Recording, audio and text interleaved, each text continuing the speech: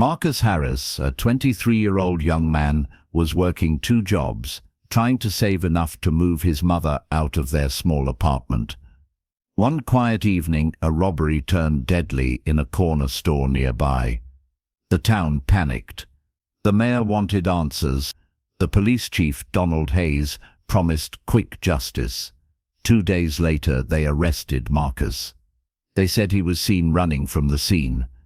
That was a lie. Marcus had been cleaning tables in a diner miles away, but no one listened.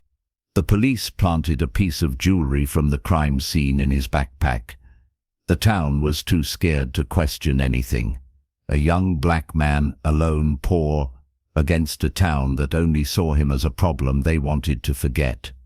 The trial was a joke. The judge, Michelle Roger, a woman known for her harsh words towards young black men, made up her mind before Marcus even spoke. Witnesses were pushed away. Evidence was twisted, and in less than an hour the verdict came. Marcus was pronounced guilty and was sentenced to 60 years.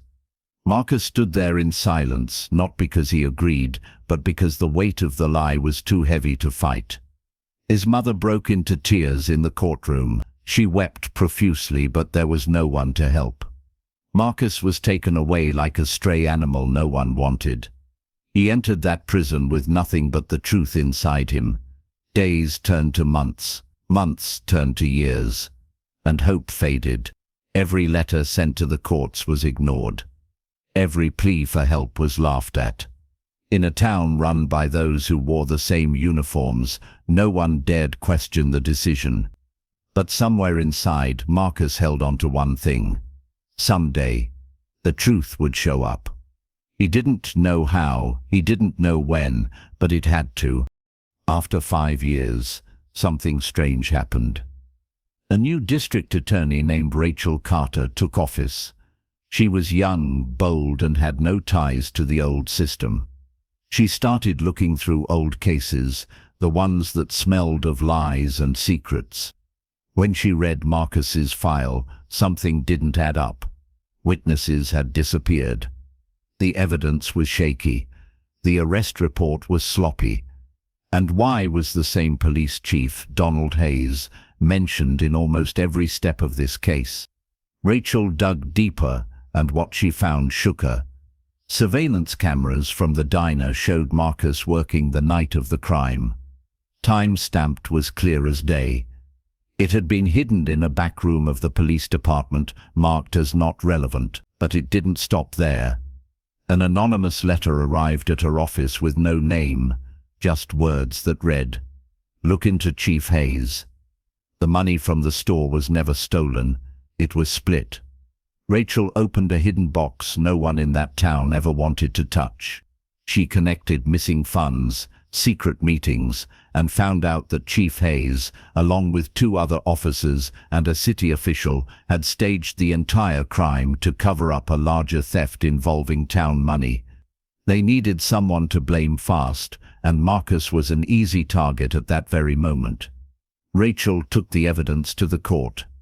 The walls of lies built for years began to crumble. Those who once cheered for Marcus's sentence now lowered their heads. It was clear Marcus was innocent. Marcus was brought back to court, and this time the truth had a seat in the room.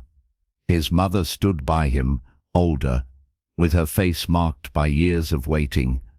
Rachel laid everything bare: the false evidence, the hidden tape, and the stolen money.